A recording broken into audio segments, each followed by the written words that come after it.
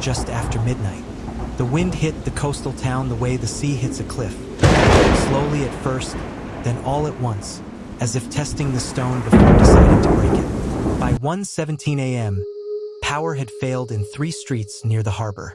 By 1:40 a.m., the police station's phone lines were filled with calls about the lighthouse. People were used to the lighthouse keeper, Martin Hale. He was 62, retired Navy, quiet to the point that children joked he was made of salt and wind. He worked the lighthouse alone on the rocky point beyond Fisherman's Road, maintaining the rotating beam that kept cargo ships from grinding themselves against the reef. Martin never missed a shift, so when the light went dark during the storm, the harbor patrol called him. There was no answer. Officer Daniel Cruz was dispatched at 2:09 a.m. The road to the lighthouse was nearly impassable. Sand and broken seagrass whipped across the patrol car's windshield like thrown needles. When Cruz reached the base of the tower, he found the front door unlocked. Inside, the air smelled of wet iron and kerosene. Martin's oil lantern was overturned on the entry table. The glass was cracked but not shattered, and a thin line of fuel had seeped into the old wooden floorboards. Cruz called Martin's name once. There was only the sound of the storm pressing itself against the tower walls. The search began on the upper spiral staircase. Martin's boots were found halfway up the steps. They were placed neatly side by side against the wall, as if he had taken them off deliberately. Inside the control room at the top of the lighthouse, the beam mechanism was still turning, though the emergency generator had failed.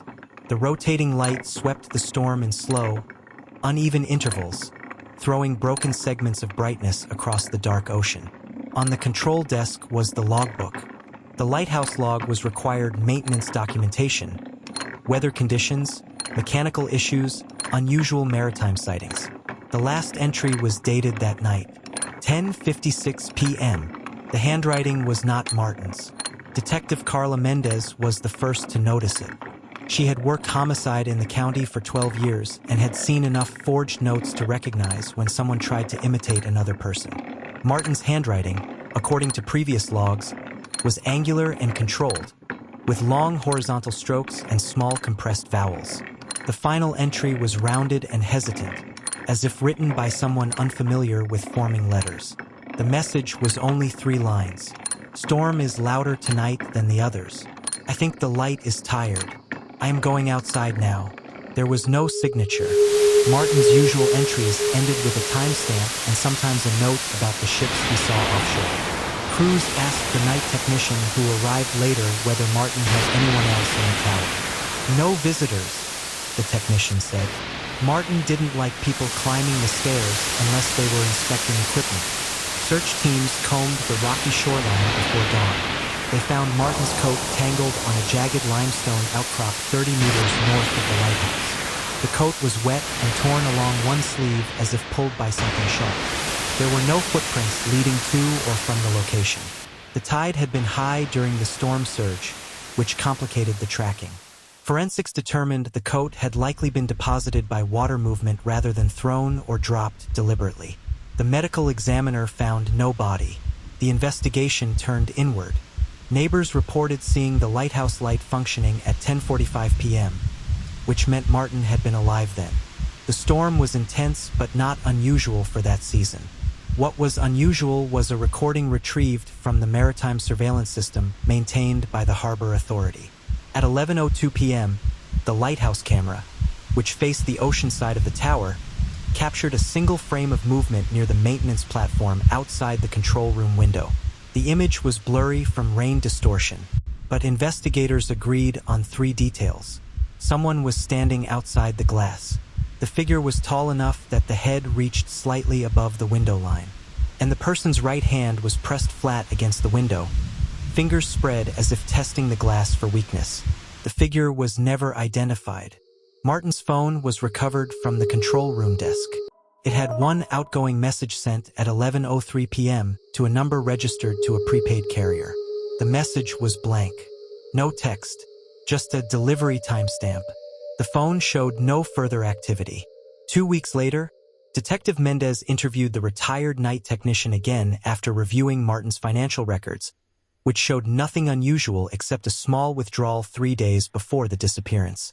The technician mentioned something he had forgotten earlier. Martin sometimes spoke about the sound. What sound? Mendez asked.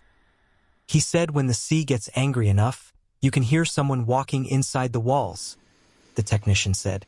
Not footsteps, more like breathing, but slow. Mendez asked if Martin believed it was a ghost. The technician shook his head. He said it wasn't something dead. He said it was something that learned to wait. The case was never solved.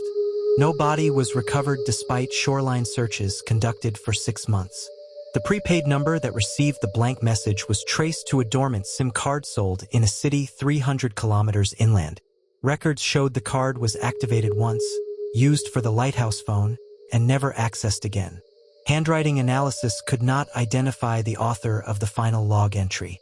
The surveillance frame was too distorted to extract facial features. 3 years after the disappearance, during routine maintenance, a harbor engineer reported that the lighthouse control room window had been replaced because it had developed a faint vertical crack running from top to bottom. The crack was not visible from the outside. Only from inside, when the rotating light passed behind it, could someone see the line where the glass had begun to split. Some fishermen claim that on storm nights, the lighthouse still operates even when the generator is off. They say the beam moves slowly, like someone tired of holding it up. And occasionally, if the wind is loud enough, you can hear footsteps climbing the spiral stairs. Barefoot, careful, stopping every few steps as if whoever is walking is listening to the sea breathe inside the walls.